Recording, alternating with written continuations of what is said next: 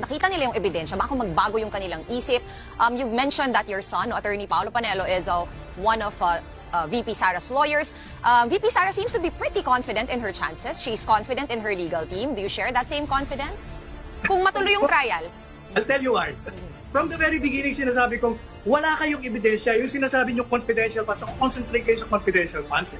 Eh wala namang ebidensya. Pinapaliwanag ni Inday Sara, hindi nyo pinapakinggan, hindi nyo pinagsalita.